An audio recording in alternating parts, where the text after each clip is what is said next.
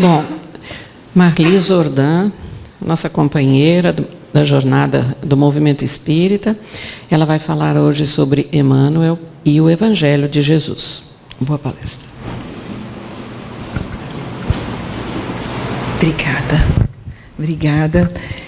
Obrigada pela oportunidade de retorno a essa casa. Boa noite, pessoal. Que Jesus nos abençoe, que a gente passe esses momentos de uma forma bem agradável. Que hoje a proposta é refletirmos acerca da importante experiência que nos é concedida no planeta Terra.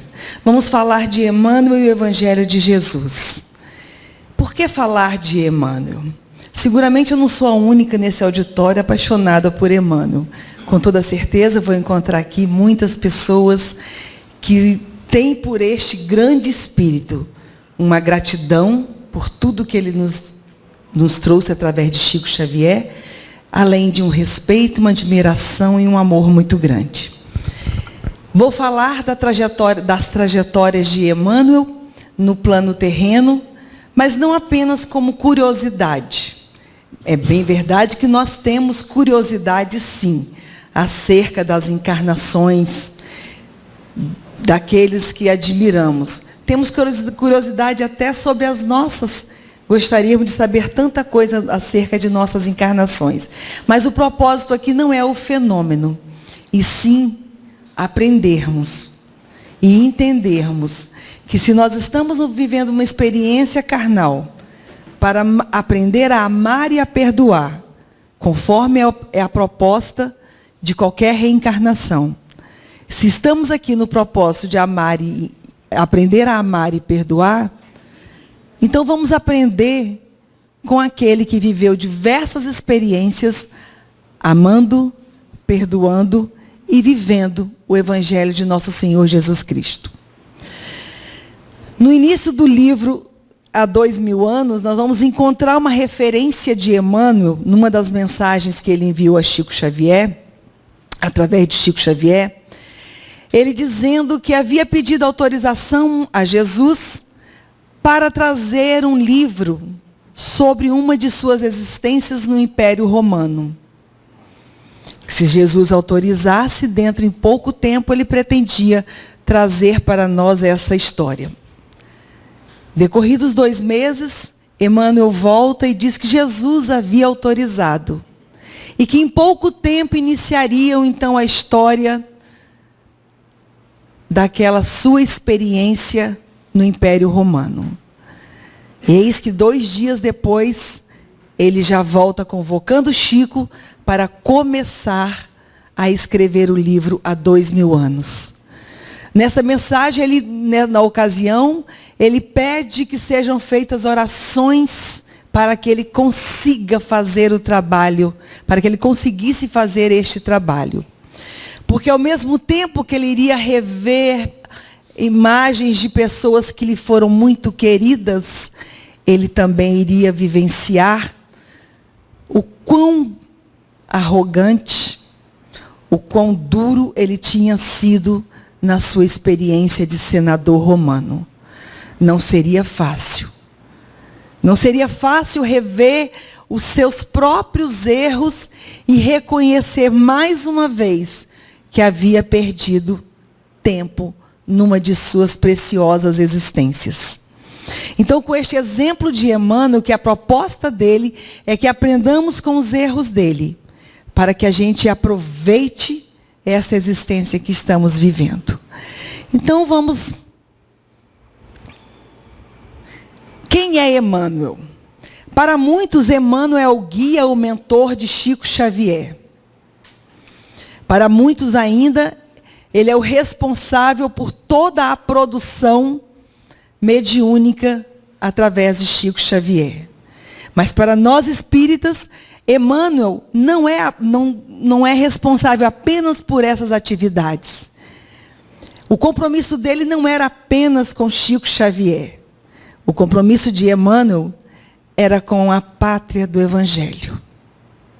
Nós vamos encontrar no livro Brasil, Coração do Mundo, Pátria do Evangelho, de Humberto de Campos, e no livro A Caminho da Luz, do próprio Emmanuel, referências em que eles nos mostram que cabe a essa região do globo terrestre, a essas pessoas que habitam essa região do globo terrestre, a expansão para o mundo da renovação de sentimentos segundo as lições contidas no Evangelho, nas lições de Jesus. Vejam que o nosso compromisso é muito grande. Cabe a nós, que estamos na região do cruzeiro, a renovação de sentimentos e expandir para o mundo essa renovação de sentimentos. Então, a missão de Emmanuel, evangelizar, espiritualizar os corações que se abrigassem sob a luz do cruzeiro. O que podemos entender? Que a missão de Emmanuel é evangelizar e espiritualizar os nossos corações. Então vejam que a missão dele era exatamente com nós, que estamos aqui nesta terra do cruzeiro, dessa vez. Porque já estivemos em outras terras, já vivemos outras experiências. E se não cumprimos lá o que deveríamos ter cumprido, nós estamos aqui agora para fazer a renovação dos nossos sentimentos. Então é esse mesmo espírito de escola integrante da falange do Espírito de Verdade que recebeu do Cristo a espinhosa missão de interpretar-lhe o próprio divino pensamento de forma inequívoca e de maneira absolutamente original, fazendo-se o portador de notícias, fazendo com que nós nos lembremos a todo momento que Deus está conosco. E o que é essa falange do Espírito de Verdade? Então nós vamos ao livro Crônicas de Além Túmulo, de Humberto de Campos, no capítulo em que Jesus convoca à governadoria do planeta Terra o apóstolo João. Jesus então pergunta para João: meu bem-amado discípulo, há quantas andas na terra o meu evangelho? E João lhe diz: ah, mestre, não anda nada bem. Mas como? Quando lá estive, deixei as pessoas vivenciando, lhes mostrei o caminho. E João lhe diz: mestre, aqueles que deveriam propagar o seu evangelho, hoje matam em seu nome. Aqueles que deveriam acolher em seu nome, abandonam em seu nome. As igrejas, os templos, que deveriam acolher e amparar em seu nome, ostentam dentro dos seus templos as riquezas, enquanto do lado de fora crianças e viúvas morrem de fome e de frio, mendigando uma moeda que seja. Por quantas vezes, meu mestre, não tivesses uma sandália para calçar nos teus pés? Hoje, aqueles que deveriam falar em seu nome, carregam nos pés sandálias com as suas iniciais bordadas a ouro e prata e diamantes em cima. Quantas vezes, meu Senhor, caminhastes ao relento, não tendo onde apoiar a tua cabeça? Mas aqueles, Senhor, que hoje falam em teu nome, deitam suas cabeças sobre almofadas bordadas com as mais delicadas e caras pedras preciosas da terra. Meu Senhor, não anda nada bem as coisas na terra, muitas guerras e muitas discórdias. Jesus então diz: o que me aconselhas então, meu amado discípulo? E João lhe diz: Senhor, tu não já disseste que a cada um segundo suas obras? Mas Jesus lhe diz: mas meu amado discípulo, eu disse que no momento oportuno enviaria à terra o Consolador prometido. E se os homens na terra não conseguem ouvir os vivos, enviarei os mortos para que falem em meu nome. Nesse momento, então, Jesus determina a João Evangelista que seja o responsável, preparando no plano espiritual, a vinda do Consolador prometido.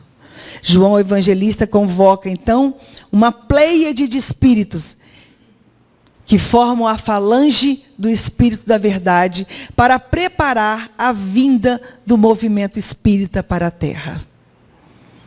Nesse momento, João convoca, então, todo aquele número de espírito que nós já sabemos. Santo Agostinho, São Vicente de Paulo, João,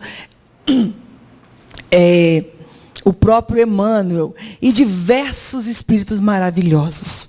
E aí nós vamos encontrar no Evangelho segundo o Espiritismo, no capítulo 6, a mesma mensagem que há no Livro dos Médiuns, no capítulo 31. Uma mensagem assinada pelo Espírito da Verdade. Assim como vamos encontrar em obras póstumas, na segunda parte, quando Kardec fala da sua missão, e ele revela sobre o Espírito da Verdade. Então nós temos diversas informações para mostrar que o Espírito da Verdade esteve todo o tempo ao lado de Kardec, trabalhando na vinda da codificação da nossa maravilhosa obra no movimento espírita. Assim, Emmanuel, então, integra no plano espiritual, essa falange do Espírito da Verdade. Mas quem é Emmanuel mesmo e o que ele traz para todos nós? Por que nós precisamos conhecer a sua história?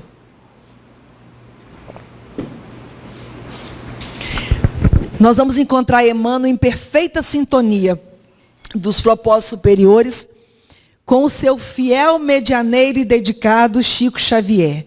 Nós vamos ao final de 1931, quando Chico, já convertido ao Espiritismo, em função de um processo obsessivo pelo qual havia passado a sua irmã, ele se torna espírita e um fiel e dedicado trabalhador.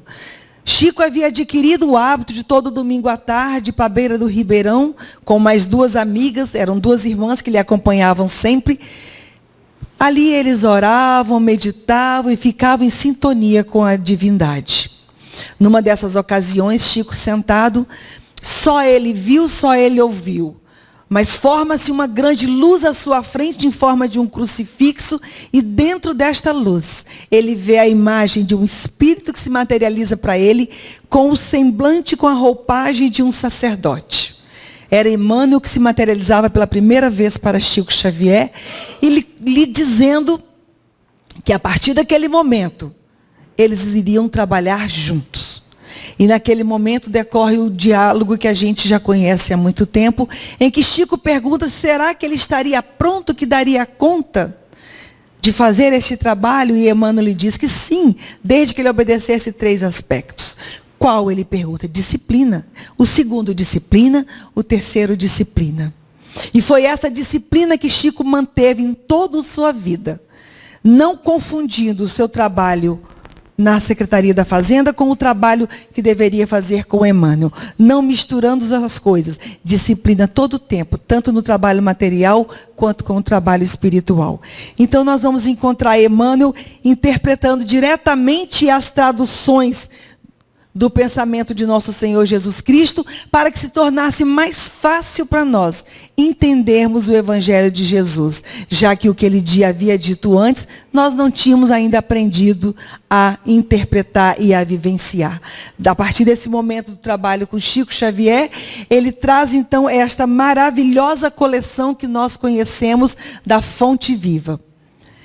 Essa é uma coleção que, se nós pegássemos um livro para estudar por vez, todo dia uma página, são 180 mensagens, nós ao longo do ano teríamos estudado 2 livros, teríamos dispensado muitos terapeutas. Infelizmente. Porque se a gente tivesse estudado o livro de Emmanuel, aprendendo a fazer a renovação de sentimentos que ele nos ensina, seguramente nós estaríamos mais tolerantes, mais pacientes e mais bondosos com a gente mesmo. Porque só consigo ser melhor com o outro se eu conseguir primeiro trabalhar isso dentro de mim. Mas esse não foi o primeiro trabalho que Emmanuel trouxe para Chico Xavier. O primeiro trabalho foi Parnaso de Além Túmulo. Foi um livro que deu muita confusão na época. Chamaram Chico de charlatão, de um monte de outros impropérios. Emmanuel convocou uma pleiade de trovadores e poetas para fazer este livro. E lá pela sua quinta edição, Emmanuel começa a fazer algumas alterações nesse livro. Vejam, se a missão dele era o Evangelho, nos ensinar a renovar os nossos sentimentos, alguns poemas que ali estavam já não cabiam. Então ele pede aos autores que troquem algumas palavras, que troquem algumas frases, alguns versos. Porque na primeira edição, eles estavam com um pensamento ainda muito arraigado aos poemas de formas materiais. E assim Emmanuel vai trocando a sua quinta edição para que a gente caminhasse junto com a proposta do Evangelho que ele havia nos trazido. Emmanuel tem alguns livros que se tornaram destaque. Um deles é A Caminho da Luz, em que ele traz a história do cristianismo. Este é considerado o maior livro de filosofia que se tem para estudar. Um outro livro dele também, chamado Emmanuel, é uma obra que todo mundo deveria ler. O contexto histórico de cristianismo que tem ali, principalmente no antigo Império Romano, é muito rico de conhecimento para todos nós. Emmanuel comentou brilhantemente os textos e os parágrafos da codificação espírita. Ele trouxe para nós a coleção Religião dos Espíritos, não para desdizer o que Kardec havia ensinado, para nos ensinar a entender nas obras de Kardec a religião e a palavra dita por Jesus. Assim, no centenário do livro dos Espíritos, ele traz para nós Religião dos Espíritos. Quando do centenário do Livro dos Médios, ele trouxe para nós o Seara dos Médios. Quando o Evangelho segundo o Espiritismo completou 100 anos, ele trouxe primeiro o Livro da Esperança. Este é um livro que eu recomendo muito para estudo. O Livro da Esperança é um livro que traz em cada página um versículo da Bíblia e um trecho do Evangelho segundo o Espiritismo. E ali ele traz uma belíssima reflexão a cada página. Nessa mesma ocasião, ele traz agora, auxiliado por autores diversos, o livro O Espírito da Verdade, ainda por ocasião do centenário do Evangelho segundo o Espiritismo.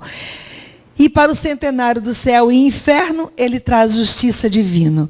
Estes livros nos ensinam a entender a religião dentro da obra de Kardec. Nos ensinam a compreender com uma clareza mais delicada ainda as obras de Kardec. Então, como eu disse que ele havia pedido autorização a Jesus, ele traz então a sua grande coleção de romances. Há 2000 anos, 50 anos depois, Renúncia e Ave Cristo, onde em cada livro desse ele conta uma de suas encarnações no período romano. Paulo e Estevão é uma obra que ele traz em homenagem a Paulo de Tarso. Emmanuel é um grande apaixonado por Paulo de Tarso. E nós vamos falar um pouco mais sobre isso daqui a pouco. Então, Emmanuel supervisiona, como verdadeiro médium do Cristo de Deus, a insuperável produção mediúnica dos mais de 400 livros. Nós vamos encontrar em algumas fontes 437 livros, em outra 439. Tem uma variação que você não chega a um consenso. Mas o fato é que é mais de 430 livros que Francisco Xavier psicografou. E a gente sabe que nenhum escritor na face da Terra conseguiu fazer uma produção bibliográfica desse tamanho. Agora, o que é interessante, que desses livros todos, 155 foram ditados diretamente por Emmanuel.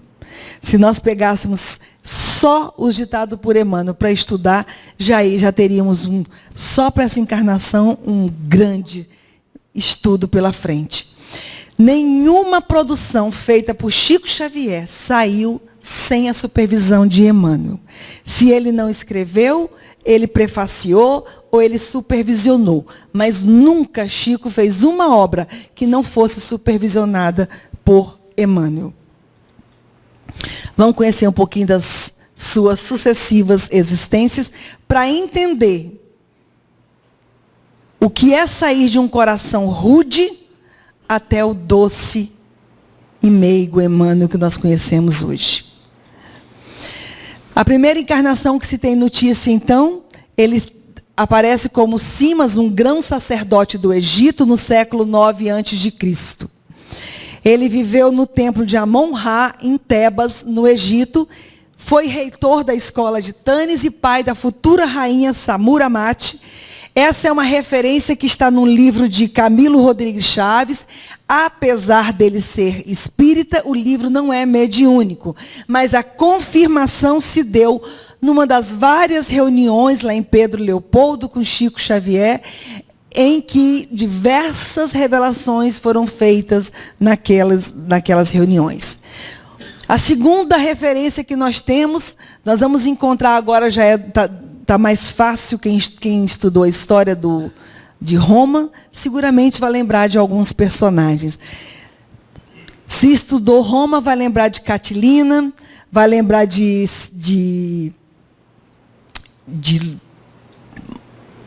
Marco Túlio, vai lembrar de alguns personagens. Nós vamos encontrar agora o cônsul Públio Cornélios Lentulus Sura. Era um homem de poder, mas muito impiedoso. Aliado de Catilina, Catilina já havia tido poder em Roma, perdeu e se fez grandes conchavos com os degredados daquela época. E assim ele pretendia fazer uma anarquia para derrubar o poder e Catilina assumir. Mas esse golpe foi descoberto, Catilina é expulso de Roma e o cônsul é preso nas celas infectas. A mesma cela infecta em que ele prendia os seus adversários políticos e mandava arrancar os olhos das suas vítimas. Este cônsul foi também o segundo marido de Júlia, mãe do conhecido general Marco Antônio, que participou do segundo triunvirato romano. Mas as referências que temos dele não são só essas. Isso é o que a história está mostrando. Agora vamos conhecer o que Emmanuel, o próprio Emmanuel, nos diz deste cônsul. No livro Há 2000 anos, nós vamos encontrar logo no início o senador Públio Lentulus, que é a terceira reencarnação de Emmanuel que se tem notícia, conversando com seu amigo Flamínio, e nesta conversa ele faz referência ao seu avô, o cônsul Públio Cornélios Lentulus Sura. E ele diz que havia tido um sonho com o seu avô. E ele via o seu avô, e ele acorda muito incomodado com o sentimento que ele teve no sonho. No sonho ele via o seu avô, aquele homem impiedoso, de um lado com Catilina, do outro lado com Marco Túlio, e ele percebia aqueles sentimentos ruins, aquelas energias que existiam ali. E ele sabia que o seu avô não tinha sido a pessoa mais bondosa do mundo. Mas o que lhe incomodava é que no sonho ele percebia que aquele avô era ele. E isso lhe incomodava. Lhe incomodava porque ele não era uma pessoa que acreditava em reencarnação. Mas havia tido uma conversa com o escravo do seu amigo Flamínio e que havia lhe falado sobre a imortalidade da alma. Neste sonho, ele começa a ver um monte de situações e olha o que é o planejamento reencarnatório. Neste sonho, ele se vê de repente como se estivesse num... Como é que fala onde faz julgamento? No tribunal, para como se fosse um julgamento. E ali, as pessoas que estavam ali lhe diziam que lhe tinha sido dado mais uma oportunidade.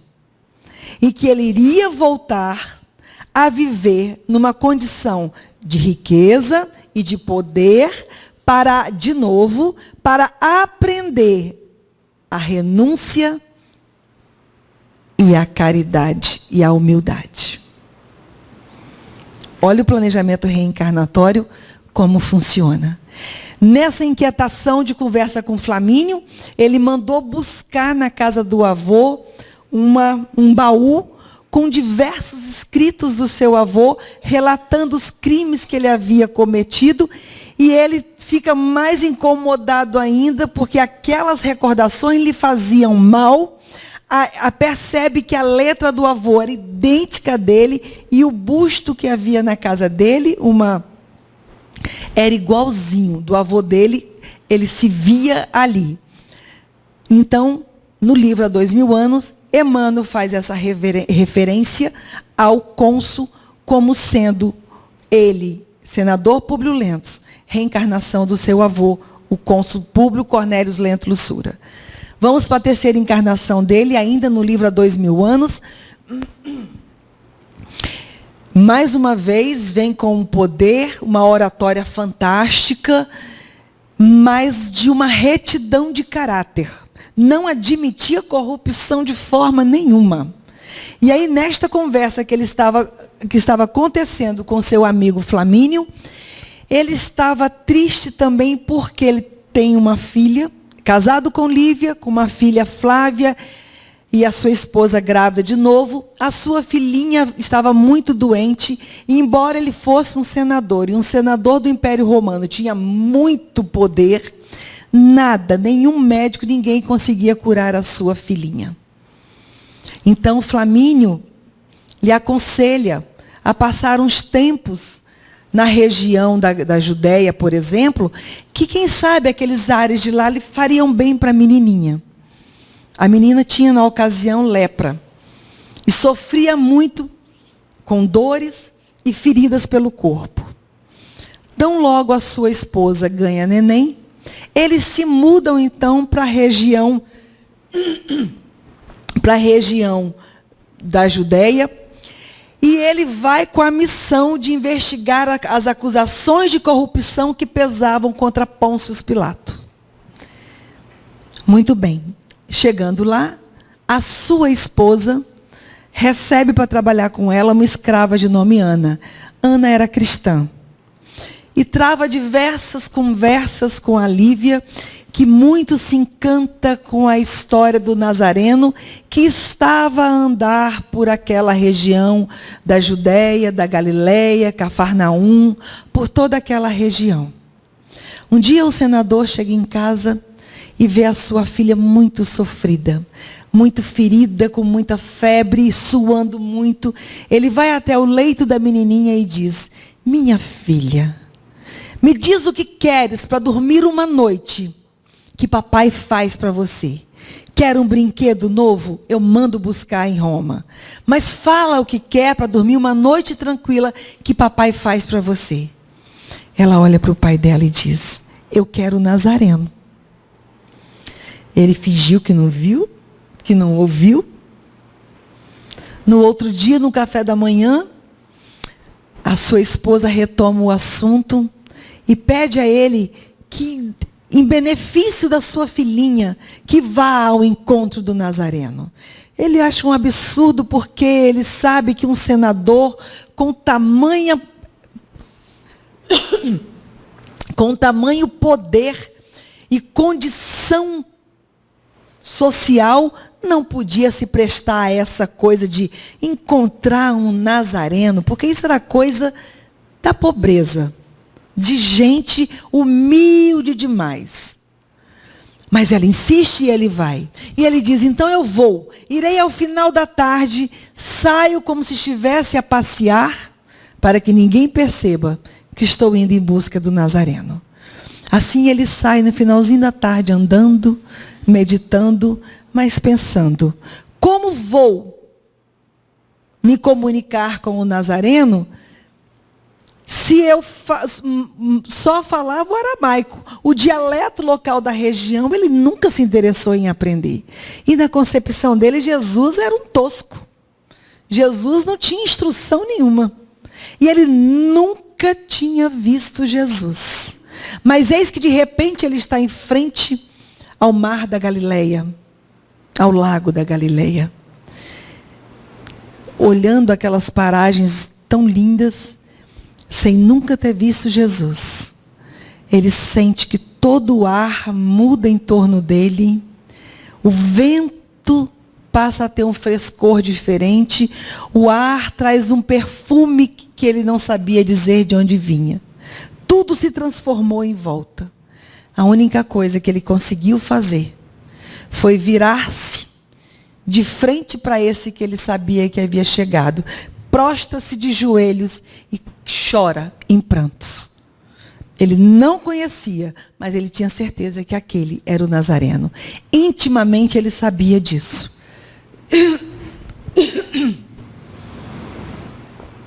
Jesus põe a mão sobre a sua testa e lhe diz: senador, por que me procuras?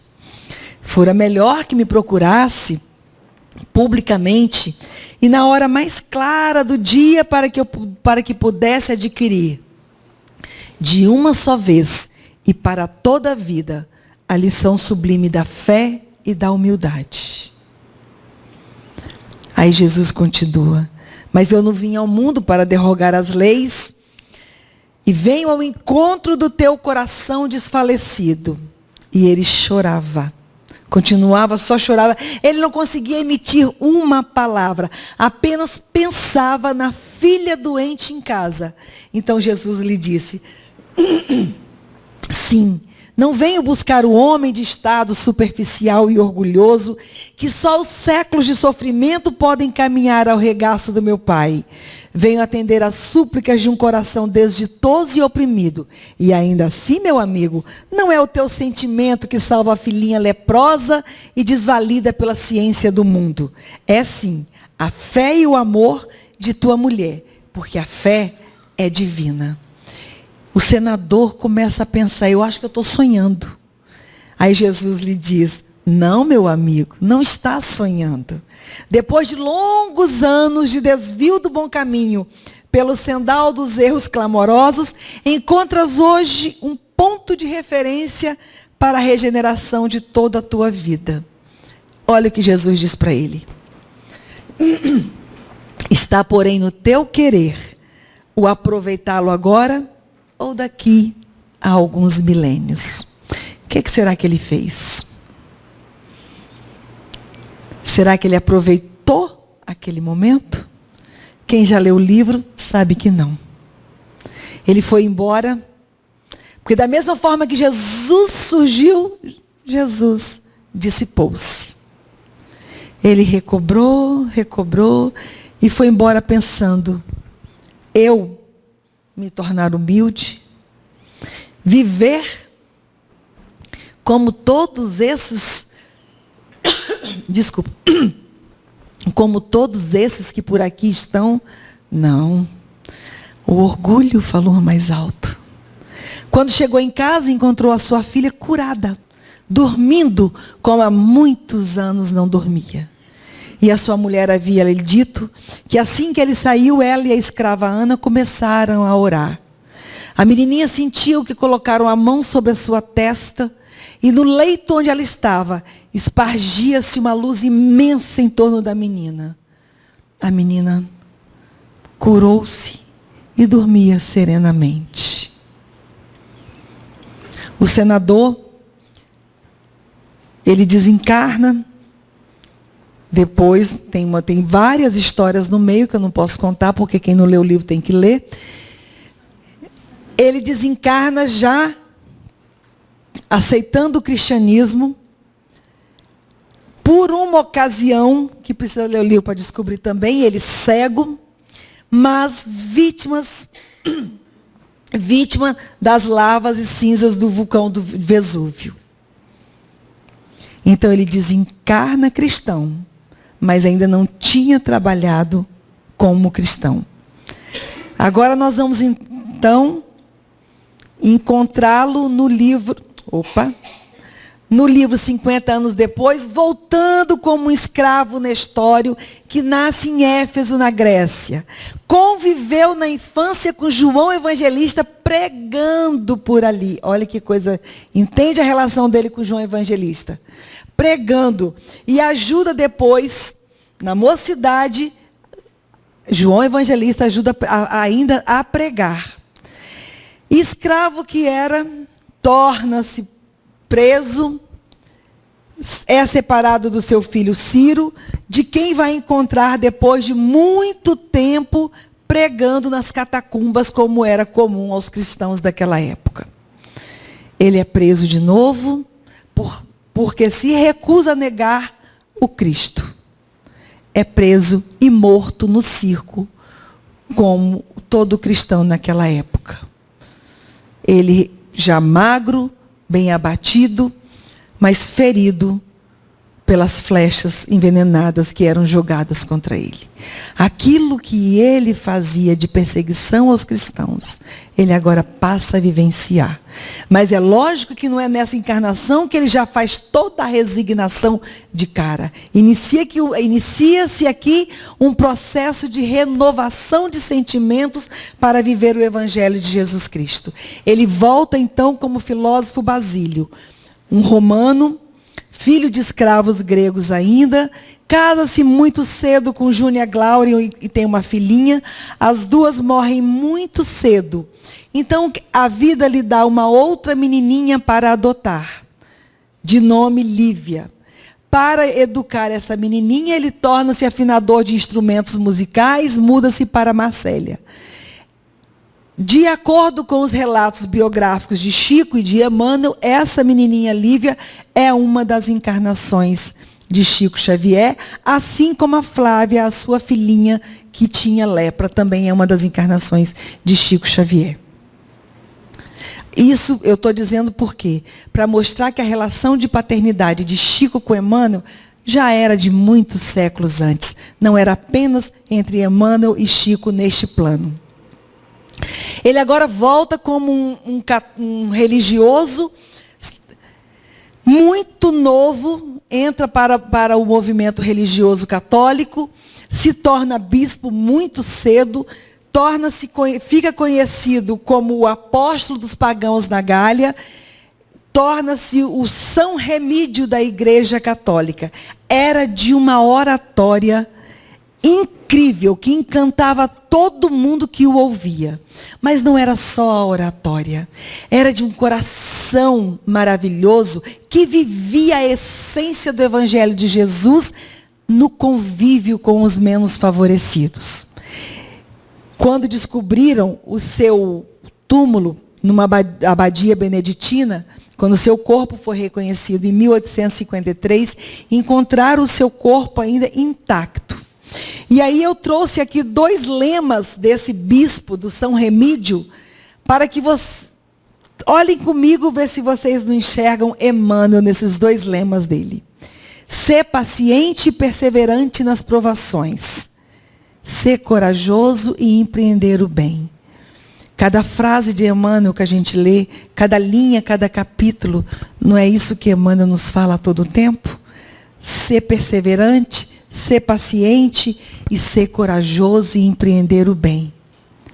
Nós vamos encontrá-lo agora como o nosso querido Padre Manuel da Nóbrega, nascido em Portugal, muito cedo torna-se bacharel em Direito Canônico e Filosofia na Universidade de Coimbra. Tinha um sonho de usar da oratória, mas eis que vem gago.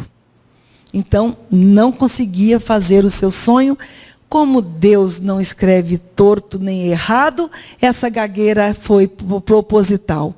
Porque ele precisava vir para o Brasil com a Companhia de Jesus, junto com José de Anchieta, para fazer um trabalho de acolhimento e não de catequização, como se falam por aí.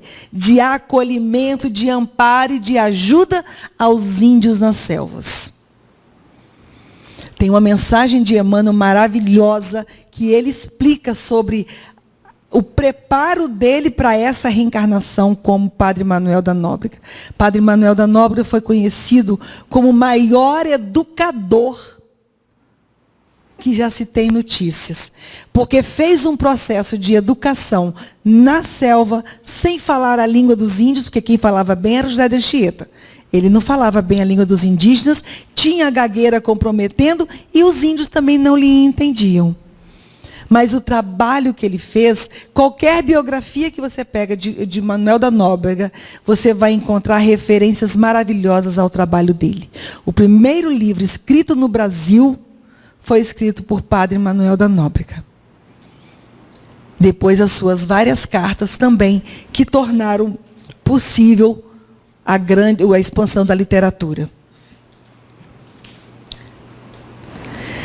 Padre Manuel da Nóbrega tinha um amor profundo por Paulo. Ele ajudou a fazer o trabalho no Rio de Janeiro, em Salvador, em várias cidades, como Mendiçá, Tomé de Sá. Ajudou a fundar a cidade de São Paulo. Quando da ocasião da inauguração da cidade, ele retarda alguns dias para que fosse inaugurada no dia da conversão do apóstolo Paulo, segundo a comemoração que a Igreja Católica fazia. E eu não disse um detalhe. Por que esse amor de Emmanuel por Paulo é antigo? Quando o senador Públio Lentulus havia perdido a sua esposa, e estava numa tristeza de amargar, uma dor na alma, ele, um determinado dia, vinha naquelas carruagens lá em Roma. De repente, o cavalo dispara. Ali perto tinha um grupo de cristãos, mas um se prosta à frente do cavalo, freia o cavalo. Era Paulo de Tarso. Lhe dirige 3, 4 palavras no máximo, segundo Emmanuel. Mas foi o suficiente para nunca mais Emmanuel esquecer Paulo de Tarso. Quando o senador desencarnou, quem o acolhe no plano espiritual? Paulo de Tarso. Paulo de Tarso trouxe para si a missão de acolher as almas intelectuais que estavam afastadas do Cristo enquanto encarnadas. E o senador foi uma dessas almas que ele acolheu e que a ajudou a caminhar. Então ele inaugura a cidade de São Paulo exatamente para homenagear Paulo de Tarso. Nós vamos encontrá-lo agora numa das encarnações, de novo como religioso, e mais uma vez com uma oratória boa, mas vivendo como um padre diferente. Ele nasce na Espanha, está relatado no livro Renúncia, convive com Madalena e Alcione, com quem tinha longas conversas sobre a pluralidade da existência, a imortalidade da alma. E veja que nem era espírita, porque o espiritismo só chegou no século XIX. Mas ele vivia a essência do Evangelho de Jesus, porque ele não aceitava a riqueza, ele não aceitava viver o cristianismo da forma que muitos viviam. Ele convivia com aqueles que precisavam de verdade. Ele acolhia, ele amparava. Ele era, de verdade, um cristão vivendo a renovação dos sentimentos segundo o Evangelho de Jesus. Vamos encontrar Emmanuel agora em mais uma encarnação, também como cristão, um educador do século XVIII, Jean-Jacques. Era um educador vivendo na França que, mais uma vez, passa pelo recrudescimento do terror, fugindo por causa da revolução na época. Século XIX, vamos encontrar Emmanuel no plano espiritual, como espírito integrante da falange do Espírito da Verdade. Aquela falange que eu falei no começo, quando Jesus determinou a João Evangelista que convocasse a pleiade de espíritos para a vinda do Consolador prometido. Vamos encontrar Emmanuel trabalhando, então, com esta falange, preparando a vinda do Espiritismo para o Brasil. Vamos encontrar no Evangelho segundo o Espiritismo um item que ele escreve sobre o egoísmo. Vamos agora a mais uma encarnação, desta vez no Brasil. Emmanuel volta no século entre 19 e 20, nascendo no Pará como Amaro. Torna-se padre, muda para o Rio de Janeiro. Mais uma vez vem com uma oratória que encantava a todos. Emmanuel vem, segundo Chico, nesta missão para aprender com detalhes o português para a próxima missão que teria a seguir. Durante muito tempo, ele trabalhou numa igreja na região, lá no bairro de Bom Sucesso, no Rio de Janeiro, até pouco tempo. Ainda tinha-se uma fotografia dele na parede. Eu não consegui encontrar essa foto na internet, porque quando você joga Padre Amaro, aparece aquele outro Padre Amaro de uma outra história que tem aí. Então, cedo, as pessoas faziam filas na porta da igreja para conseguir sentar para ouvi-lo falar. Este padre, além de viver, mais uma vez, o cristianismo de verdade, pela renovação de sentimentos, travou conhecimento muito próximo, muitas conversas com Bezerra de Menezes, com quem falava abertamente sobre a codificação espírita. Nós vamos encontrá-lo agora.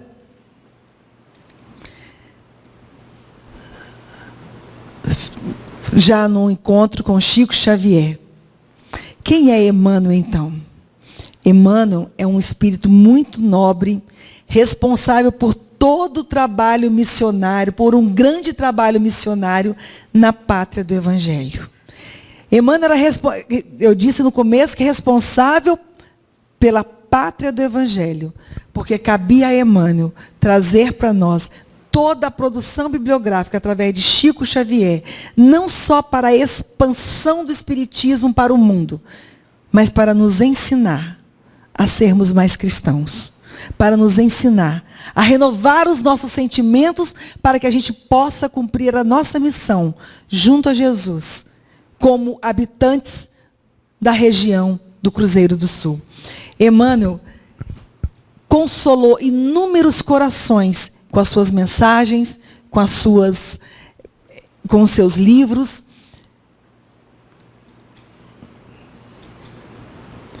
Mas ele ainda volta por uma nova reencarnação. No momento está encarnado no interior de São Paulo, possivelmente com uns 19 para 20 anos agora, já deve ter feito 20. Ele reencarnou, segundo Chico Xavier, filho do casal Dona Laura e Senhor Ricardo, os personagens do livro Nosso Lar, de André Luiz, e a missão dele será trabalhar na educação. Existe muita especulação, muita fofoca, muita mentira na internet, mas ninguém sabe quem é, nem precisamos saber. O que importa é que Jesus envia de vez em quando espíritos queridos para nos ensinar, para nos rememorar, como disse o próprio Jesus no capítulo 6 do Consolador, o Consolador prometido do Evangelho segundo o Espiritismo. Para rememorar e para nos ensinar a entender o Evangelho de Jesus.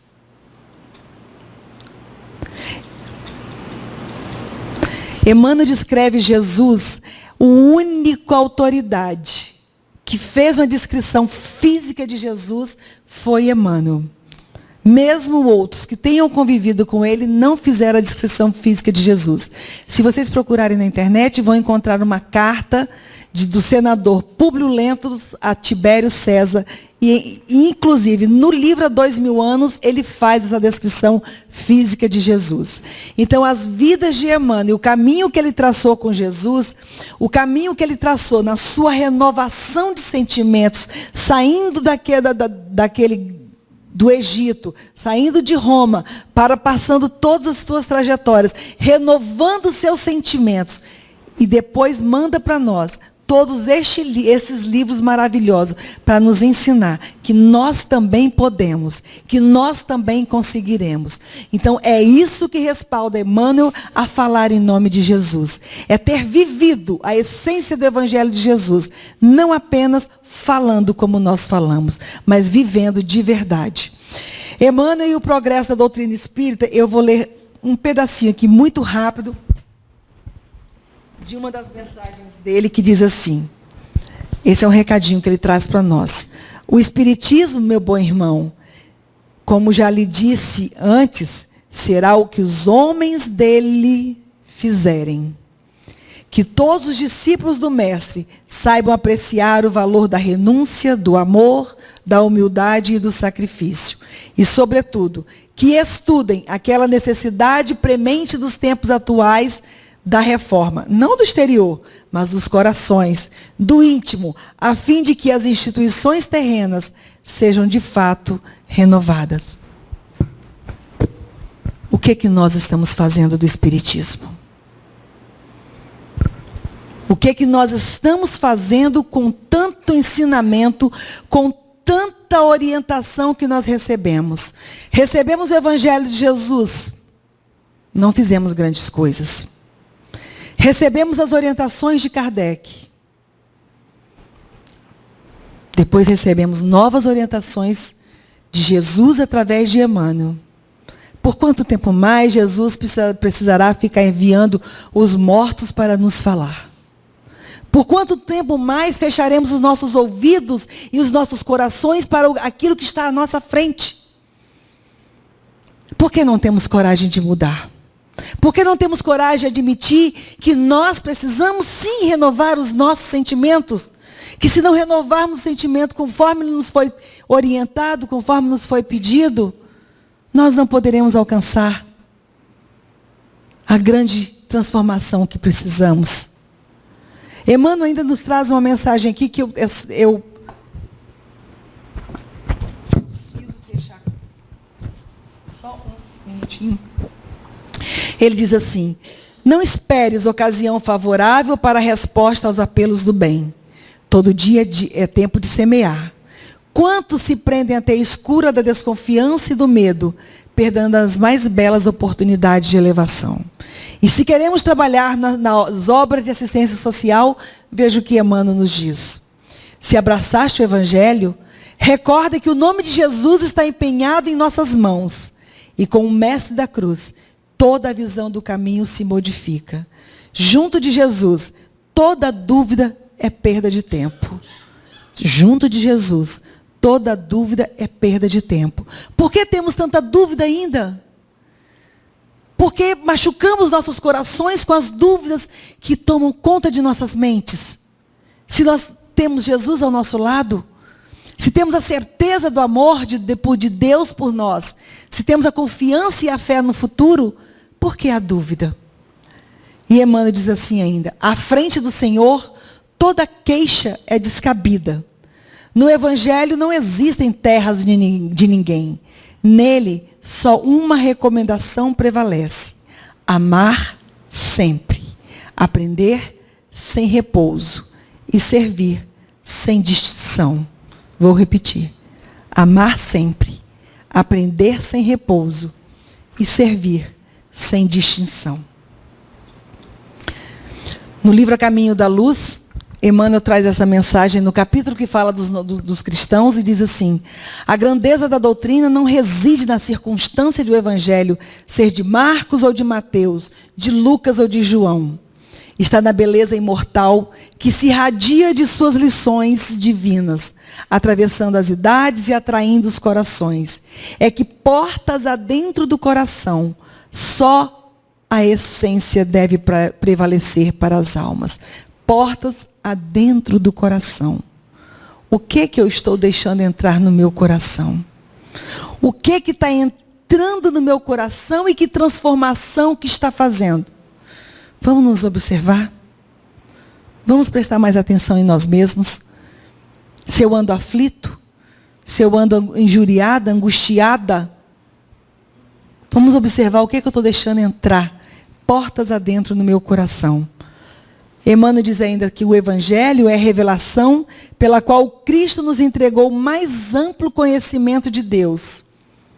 É, portanto, mensagem de salvação, nunca de tormento. No Evangelho encontramos sempre duas orientações precisas e inconfundíveis. É preciso edificar o bem, é preciso eliminar o mal. No empenho do bem, somos convidados a pensar no que falta ao semelhante. No combate ao mal, devemos cogitar do que sobra em nós. O que é que está sobrando em nossos corações? O que é que está sobrando dentro de mim? E por quê que eu ainda não consigo trazer a transformação que eu preciso? Meus irmãos, a gente não tem mais muito tempo para aprender. Deus é bom, isso é um fato. E Ele vai nos oportunizar a voltar quantas vezes forem necessários, como oportunizou ao Emmanuel. Que voltasse tantas vezes até ele aprender de verdade a amar Jesus, renovando os seus sentimentos. Para que pudesse, para que tivesse condições de voltar e ser o nosso orientador. Trabalhando em consonância com Ismael. Se Jesus permitiu a Emmanuel todas essas experiências, seguramente nós também já estamos vivendo tantas e todas as experiências necessárias. Vamos ter coragem. Vamos abrir os nossos corações, nossos pensamentos e acreditar que nós podemos renovar os sentimentos que habitam dentro de nós. Mudar o sentimento que está dentro dos nossos corações, porque assim conseguiremos ser melhores criaturas. Conseguiremos conviver melhor com todos aqueles que estão conosco. E seguramente, muitas de nossas doenças físicas, espirituais, emocionais irão desaparecer. Que nós possamos unir nossas mãos, nossos corações, nossas vozes, para viver em paz e com amor. Que Jesus nos abençoe, hoje e sempre.